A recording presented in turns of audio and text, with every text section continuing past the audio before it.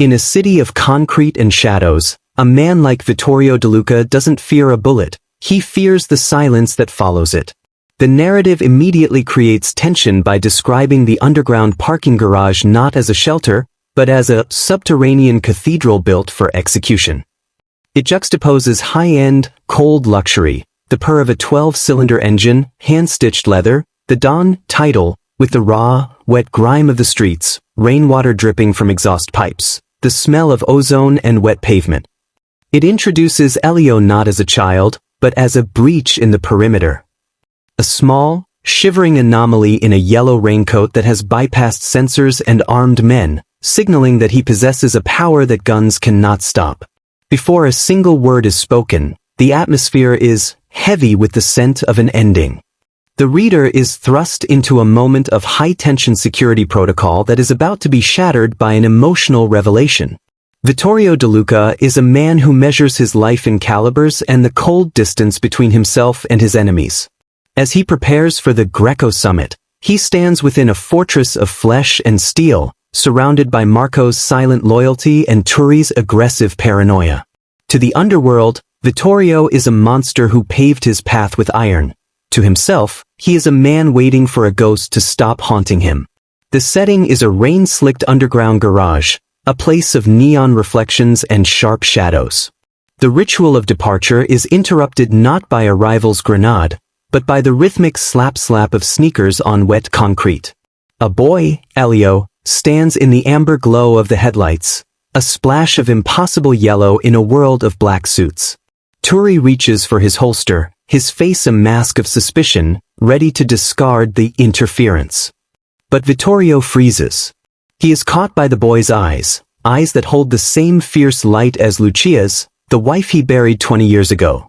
The boy leans in, his breath misting in the cold air, and whispers the impossible, "The white lilies are poisoned, Vittorio. Don't go to the garden." The air leaves the garage. Those were Lucia's final words, spoken in a room where only Vittorio stood. Before he can demand an answer, a distant, bone-shaking roar echoes from the street above. The summit has been bombed. The boy hasn't just broken security, he has broken the laws of reality. The air in the subterranean garage was cold, tasting of spent exhaust and the metallic tang of approaching rain. Vittorio De Luca stood by the idling black SUV, the vehicle's low hum vibrating through the soles of his hand-stitched leather shoes. To any observer, he was the picture of absolute, unshakable power, a man whose nod could move markets and whose frown could end lives. But as he adjusted his silk tie in the darkened window's reflection, he saw the ghost of a man he no longer recognized. The monster of Milan was tired, his empire a heavy shroud that felt more like a tomb with every passing year. Beside him, Marco stood like a statue carved from obsidian, his eyes never resting, scanning the concrete pillars for the slightest tremor of movement. He was the silent shadow of Vittorio's conscience, the only one who knew that the don't hand sometimes shook when the room grew too quiet. In stark contrast, Turi paced near the lead car, his fingers drumming a restless, violent rhythm against his holster. Turi was a creature of the present, hungry and sharp, smelling the copper scent of a trap in the air but eager to spring it just to feel the snap of bone. "The Greco summit is a necessity, Don De Luca," Turi muttered, his voice echoing harshly against the low concrete ceiling. "Peace is expensive, but war is costlier. If we don't show, we look like we're bleeding." Vittorio didn't answer. He watched the way the neon blue light from the street above trickled through the ventilation grates, painting the damp floor in shades of a bruise. He felt a phantom weight on his chest, a premonition that had been gnawing at him since he woke. It was the same dread he'd felt 20 years ago, on a night just as rain-slicked as this one. "We go," Vittorio finally said, his voice a low gravelly rasp that brooked no argument. "But we go with eyes open. Marco, you take the rear. Turi, you're on point." He reached into his breast pocket, his fingers grazing the edge of a weathered photograph. Lucia. Her smile was the only light he had left in a world he had turned into a graveyard. He prepared to step into the armored sanctuary of the car, his heart a leaden weight, fully expecting the night to swallow him whole. He was a king walking into a trap, a predator aware of the cage, moving with a grim, practiced dignity toward a destiny he felt he deserved. The garage felt smaller now, the concrete walls closing in like the lid of a casket, until the silence was suddenly shattered by the frantic, small sound of running feet. The heavy armored door of the SUV began to swing open, a yawning mouth of black leather and bulletproof glass, but it never closed.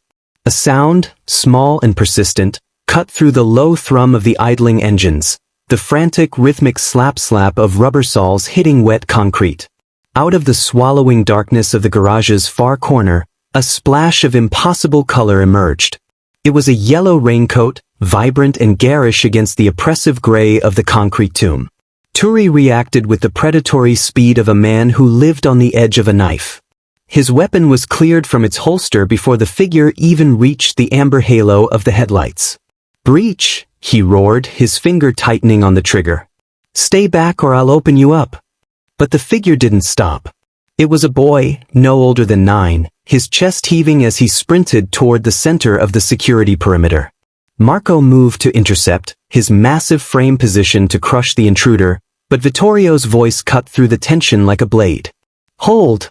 Vittorio stepped away from the car, his eyes locked on the child. The boy, Elio, came to a skidding halt just feet away from the most dangerous men in the city. He was trembling not with fear, but with the sheer weight of the message he carried. Rainwater dripped from the hem of his yellow coat, pooling on the floor like oil. Vittorio looked into the boy's eyes and felt a cold shiver that had nothing to do with the draft in the garage. Those eyes, wide, clear, and filled with a haunting intelligence, were a mirror of a memory he had tried to bury under layers of blood and gold. "You shouldn't be here, little one," Vittorio said, his voice uncharacteristically soft, masking the roar of his own heartbeat. Elio ignored the guns still leveled at his chest. He stepped into Vittorio's personal space, a move that would have cost any other man his life. He reached out, his small hand clutching the expensive wool of Vittorio's overcoat, pulling the titan down toward his level. Vittorio leaned in, compelled by a force he couldn't name. The boy's breath was warm against his ear, a stark contrast to the freezing atmosphere of the garage. He spoke only 10 words, his voice a low, urgent rasp. "The white lilies are poisoned, Vittorio. Don't go to the garden." The world didn't just stop, it shattered. Vittorio's grip on his own coat tightened until his knuckles turned white. Those words were a ghost's fingerprint. They were the final, private sentence Lucia had whispered to him in the silence of her hospital room. A metaphor for the life they had led, a secret shared by no living soul. The ruthless Don, the man who had stared down firing squads without blinking, felt his knees buckle. A single hot tear traced a path through the cold sweat on his face. In the eyes of a child, a tyrant had finally found his judge. The silence following Elio's whisper was not a peaceful one. It was the pressurized stillness that precedes a landslide. Vittorio remained frozen, his hands still anchored to the boy's small shoulder, his mind reeling from the impossible theft of his wife's final words. The emotional shock had physically paralyzed him, grounding the Don to the concrete just as Turi checked his watch with a snarl of professional impatience. "Don DeLuca, we are 6 minutes behind," Turi urged, his eyes darting toward the garage exit. "The advance team is already at the garden. If we don't move now, Greco will think we've lost our nerve." Vittorio didn't look up. He was staring at the boy's yellow hood, watching a single drop of rain trace the curve of the plastic. "Wait," he whispered, a command that felt more like a prayer. "Wait for what?" Turi snapped, his hand hovering over his radio. "A child's fairy tale? We have a kingdom to run." The answer arrived not in words, but in a low-frequency thrum that vibrated through the soles of their shoes. A second later, a dull, subterranean roar rolled through the garage. The heavy concrete pillars groaned, and the overhead fluorescent lights flickered and died, leaving them in the hellish red glow of the emergency sirens. The pressure wave hit them a moment later, a hot, acrid gust of wind that smelled of vaporized fuel and pulverized stone. Marco was on his radio instantly, his voice a calm contrast to the chaos. "Status. Report." He listened for 3 seconds, his face hardening into a mask of grief. He looked at Vittorio, his eyes hollow. The lead cars. They reached the entrance of the Greco estate, the garden. A remote detonated IED, boss. The entire convoy, there are no survivors. Turi's face went white. He would have been in the passenger seat of the lead vehicle. He looked at the boy, then at the smoking elevator shaft, his bravado dissolving into a cold, shivering realization. If not for the yellow raincoat and the whispered warning, they would all be ash. Vittorio finally stood, his movements slow and deliberate. He didn't look at the carnage above or the traitorous shadows of the garage. He looked only at Elio, who stood amidst the wailing car alarms with a calm that was terrifying to behold. The Don reached out and pulled the boy toward him, shielding the child's eyes from the flickering red lights. The monster of Milan felt a sensation he hadn't experienced in 2 decades, the crushing weight of a debt that couldn't be paid in gold. The boy wasn't just a messenger, he was a living shield, a miracle wrapped in cheap plastic. Vittorio looked at Marco, his gaze turning to iron. "Get him in the car," Vittorio commanded, his voice returning with a lethal edge. "The meeting is over. Now, we find out who told the devil where to plant his mines." The black SUV tore through the rain-slicked streets, moving with the desperate grace of a wounded predator. Inside the cabin, the sounds of the city were muffled by thick armor plating, leaving only the heavy, ragged breathing of the boy in the yellow raincoat and the rhythmic clicking of Vittorio's gold lighter. Vittorio stared at Elio, his mind a storm of disbelief. The words the boy had whispered were a cipher, a code that only 2 people in the world had ever held, and one of them was 10 feet underground. "Who told you?" Vittorio's voice was a low, dangerous rumble. He leaned forward, the shadows of the passing streetlights dancing across his sharp features. "Those words. The lilies. The garden. Who gave them to you, Elio? Was it Greco?" Elio looked up, his face pale but his gaze remarkably steady. He didn't flinch at the Don's intensity. "My grandmother," he whispered, clutching a small, tarnished silver locket that hung around his neck. "She told me that if the man with the stone jaw ever went to the garden, the world would end. She said I had to find you. She said the debt had to be paid." Vittorio felt a cold prickle at the base of his neck. "Your grandmother. What was her name?" "Elena Romano," the boy replied. The name hit Vittorio like a physical blow. He closed his eyes, and suddenly he was back 25 years, in a dusty kitchen on the outskirts of Naples. He remembered Lucia, young, vibrant, and fiercely compassionate, sneaking away from their guarded estate to bring medicine and money to a young widow whose husband had been killed by the very organization Vittorio led. Lucia had made him promise never to touch that family. She had saved Elena in secret, building a bridge of mercy in a life defined by cruelty. Vittorio had forgotten the woman, but Lucia never had. "Elena," Vittorio breathed, the name tasting like ash and old roses. He looked at the boy again, seeing the lineage of that secret mercy in the curve of his brow. Lucia hadn't just saved a widow. She had planted a seed of survival that had grown across decades to save him tonight. "She's gone now," Elio said, his voice small. "But she said you were a man who remembered his debts. She told me to tell you the lilies were the only way you'd know I was real." Vittorio leaned back into the plush leather, the crushing irony of his life laid bare. He had spent his career building walls and hiring killers to keep death at bay, only to be saved by a ghost's kindness through the mouth of a child. He looked at Marco, who was watching through the rearview mirror with a rare expression of awe. "Change the route," Vittorio commanded, his voice turning to steel. "We aren't going to the safe house. We're going to the Romano address. If Greco is hunting the boy who stopped his war, he'll find me standing in the doorway." The tires screamed against the concrete as Marco threw the SUV into a violent reverse, the engine's roar drowning out the rhythmic wail of the sirens. They hadn't even cleared the garage ramp before the first volley of gunfire shattered the air.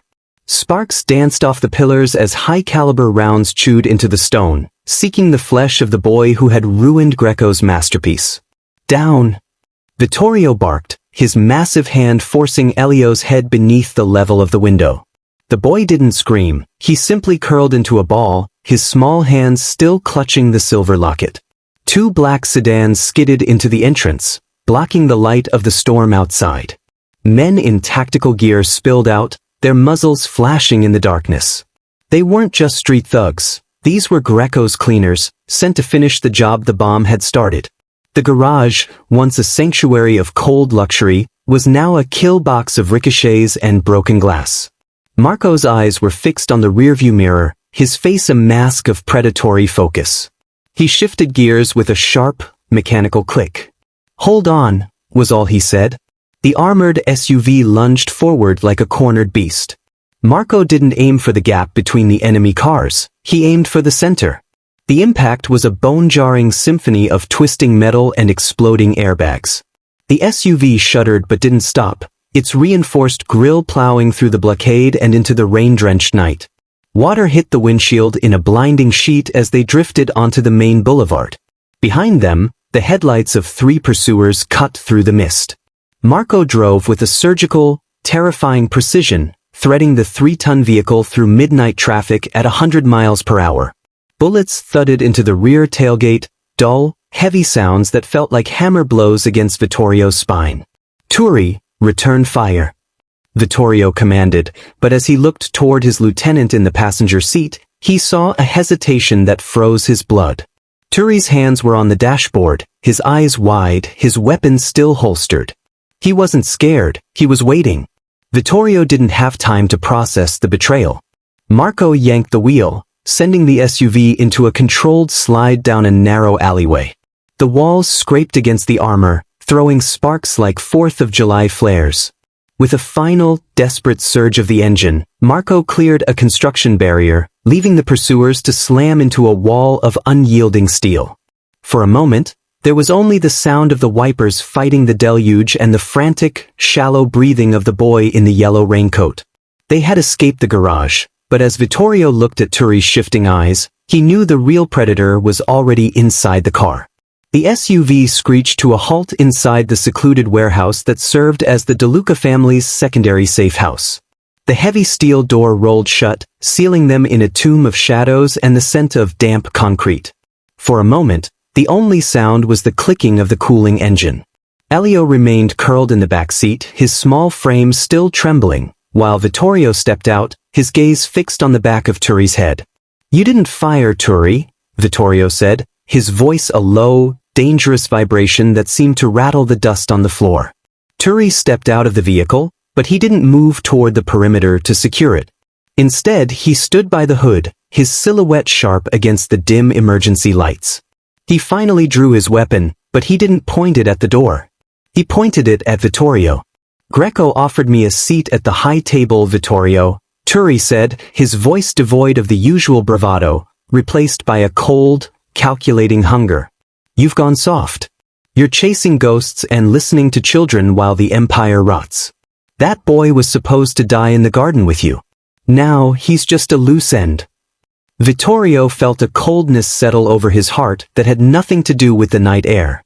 He had raised Turi, taught him how to lead, how to survive, and how to kill.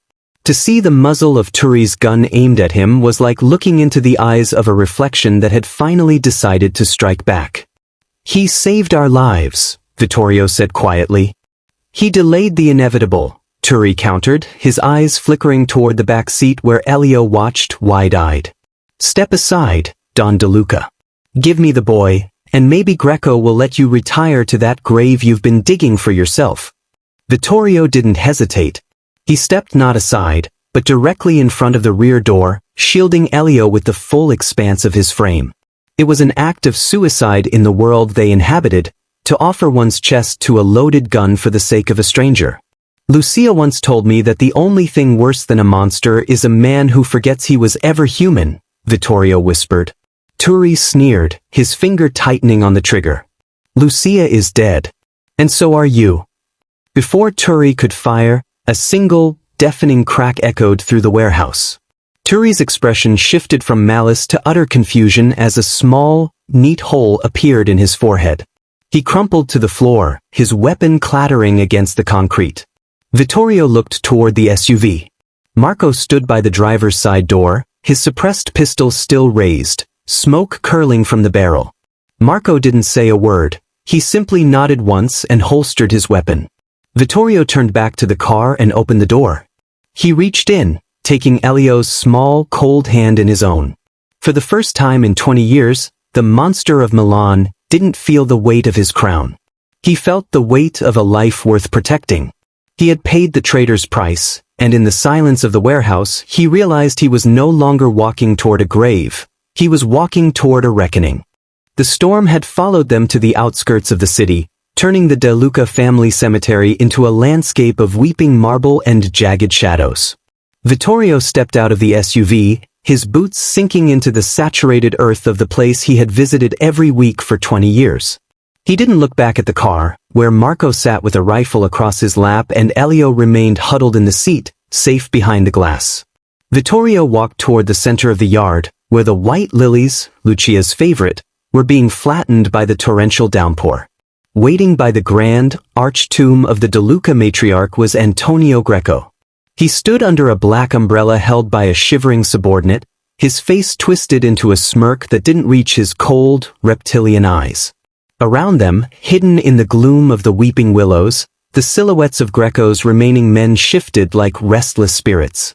"You look tired, Vittorio," Greco called out over the roar of the wind. "All that power, all that blood, and you're undone by a child in a yellow coat. It's poetic in a pathetic sort of way." Vittorio stopped 10 paces away. He was unarmed, his hands open at his sides, his silhouette a dark pillar against the gray sky. "The boy didn't undo me, Antonio. He reminded me of what I am. And he reminded me of what you will never understand." Greco laughed, a dry sound that was swallowed by the thunder. "And what's that? The sanctity of a dead woman's memory? Lucia was a fool for her charities, and you're a fool for following her into the dark. I didn't just want your territory, Vittorio. I wanted to see the look on your face when you realized that your legend was built on nothing but a ghost's whispers." Greco signaled to the shadows. Muzzle flashes flickered from behind the headstones, but Vittorio didn't flinch. He didn't have to. From the perimeter of the cemetery, the heavy thud of suppressed gunfire began to systematically silence Greco's men. Marco had not come alone. The loyalists who had survived the garden blast had rallied in the darkness, moving through the graves like the vengeful spirits Greco mocked. Greco's smirk vanished as his umbrella-bearer slumped into the mud.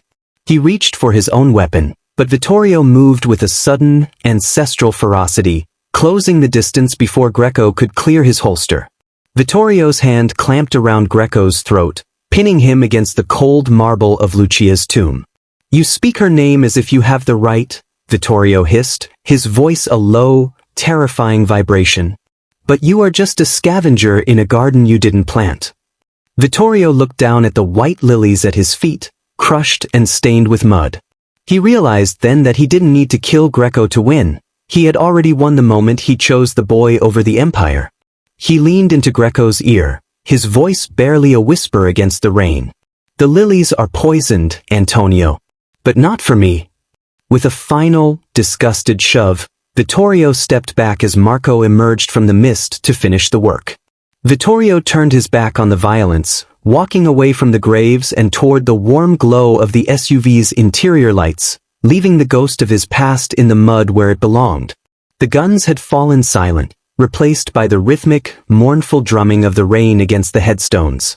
Marco and his men had moved to the perimeter, fading into the gray mist like guardian spirits to grant their Don the one thing he hadn't possessed in decades, a moment of absolute privacy. Vittorio stood alone before the white marble of Lucia's grave, the cold mud of the cemetery caked onto his expensive boots, his frame trembling with a fatigue that went deeper than bone.